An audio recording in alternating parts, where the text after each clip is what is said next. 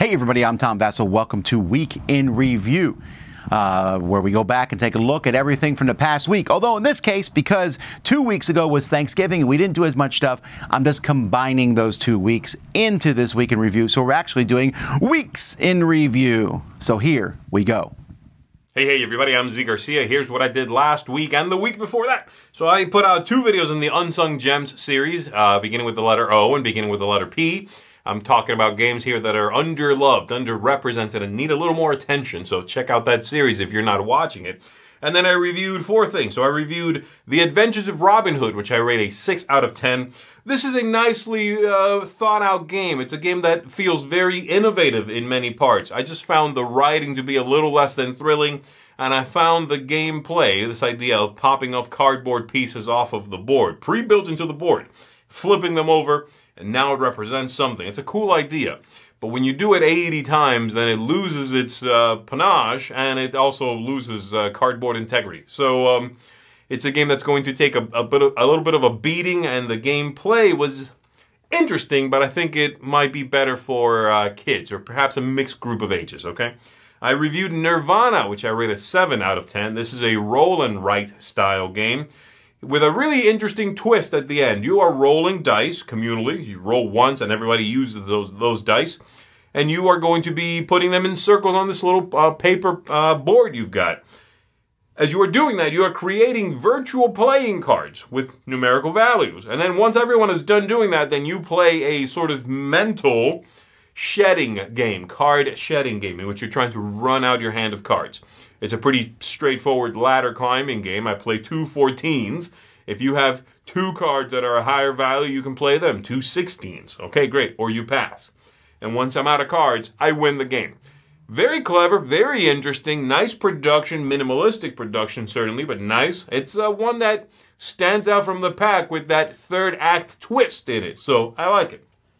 I reviewed, along with the rest of the fellas, Dune Rise of X expansion, which I rate an 8 out of 10, and that's actually the low scoring of the group. It is a very, very strong expansion for the game. Yes, it makes it a little bit longer.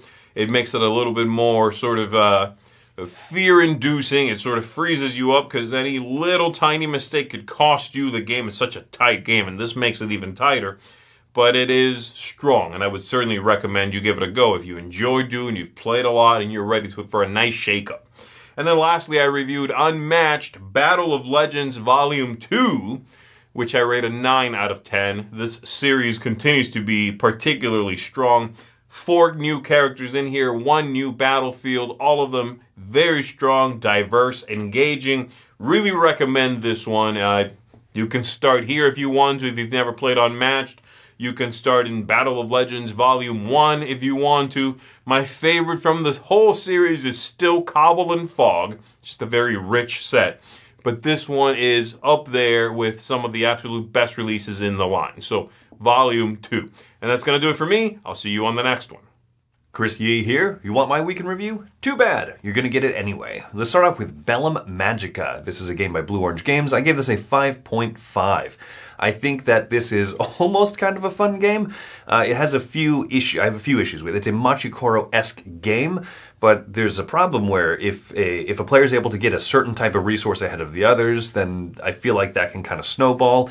And it's fun and it's sillier, but it's not, I think, perfectly sound of a game, so 5.5. Next up, I reviewed a game called Balada by Albi Games. I gave this one a 6. It is a small little roll and write game. The reason that it's a 6 is that it's fun, it has a charm to it, it has a really good art aesthetic, but the problem is that there's a few too many types of icons for such a simple game, and there's not enough good of a guide on the little writing sheet to help you remember what all the icons mean and how they score. So a little bit sloppy there, but still fun to play. Next up was our Foursquare review of Arc Nova. This is a game that I gave an 8. This is a large, sprawling game. I mean, an 8 is a very good score. This is a game that I enjoy playing a lot. I wish that there were a few things that were kind of shaved off, a few rough edges, but other than that, this is a game I could see still playing and having fun, teaching to people. Really good. Check out the Foursquare review of that. And then my last review was Zapotec Solo Mode, which I gave an 8.5. I gave the regular game of Zapotec an 8.5, and I think the solo mode is very simple and very clean. It's the right amount of upkeep for a computer player that I would enjoy in a game like this because it's a light, breezy, quick game. So playing it solo lets me enjoy all the fun engine buildy part of it and building up my resources and doing the fun parts of the game without having to worry too much about what the opponent's going to do. I'm spending more time playing my game than running the AI bot, and I think that's great. So that has been my week in review. Hey everybody, Blake here, and this week I took a look at Attack on Titan: The Last Stand. It's a 1 versus many game for 2 to 5 players, full of dice chucking and pressure luck fun. And for me, I dig it. I can't get enough of it. It's a 8 out of 10. Hey there everybody, it's Mike DiLisio, and this week I was a part of 2 reviews. First, I reviewed Public Market from Talon Strike Studios. This is a game with a fishing theme where you are going out fishing. You are essentially collecting polyominoes that are representing the different fish, placing them into your ice chest, and then you're eventually going to be going to market to sell those fish, trying to fulfill public contracts and daily catch cards. All in trying to get the most points, as many games are. I felt like it did a lot of things well. It didn't feel like every other polyomino game out there, and there are a lot of them. There were a couple of production issues, some ambiguities in the rule book that knocked it down a little bit, but I still have recommended it. I gave it a 7 out of 10.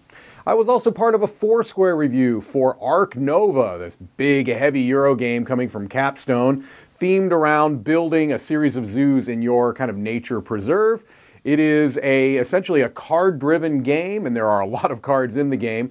There are a lot of, shall we say, familiar-feeling elements to the game. I think it borrows mechanisms from some other very popular Euro games. It does it very well, though. It's a pretty slick package. I gave it an 8 out of 10, a solid recommendation. I didn't like it quite as much as some of the other squares in the Four Squares lineup, but I did like it quite a bit, easily recommending it. All right, well, that's it for me this week. Let's keep it moving. Okay, well, first of all, for me, I have Silverwood Grove. Silverwood Grove, not a really great game. In fact, the game is okay, but the rule book is just horrendous. It's almost unplayable from the rule book. So this is one I think you can give a pass to. Tumbletown, I really like this game. There's a lot about it I enjoy. The biggest problem with it is the game is over too fast with 4 players. So that would keep me from playing with 4 players, but with 2 or 3 players, I really enjoyed building dice buildings.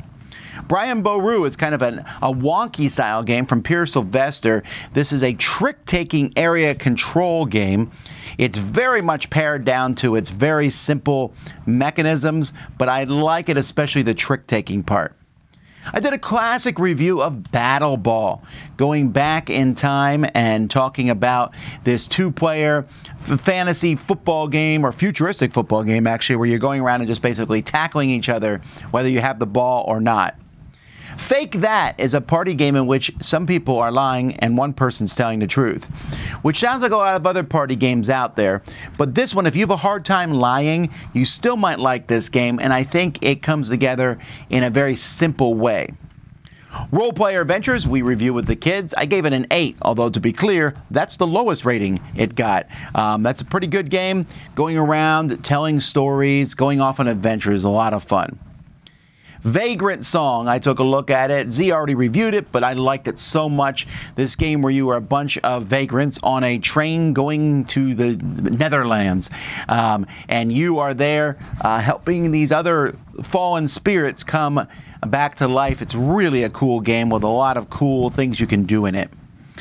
Dune Imperium Expansion, we did a Foursquare review of that one. Really loved this. I gave Vagrantsong a 9, Dune Imperium Expansion a 9.5. This is just a great addition to the game. I'll always play with it. But my highest rating of the week is Ark Nova. I gave this one a 10. I very rarely give games a 10 straight off the bat, but this one hits on all cylinders. I love everything about this game. It is a mixture of a lot of mechanisms from other games. There's not many new things in it, but I don't care. Taking care of a zoo, a sliding card mechanism, building a card tableau in front of you. It is just so many choices, so many options. It is just so much fun. I love this game. Also, I took a look at a pile of poor game reviews.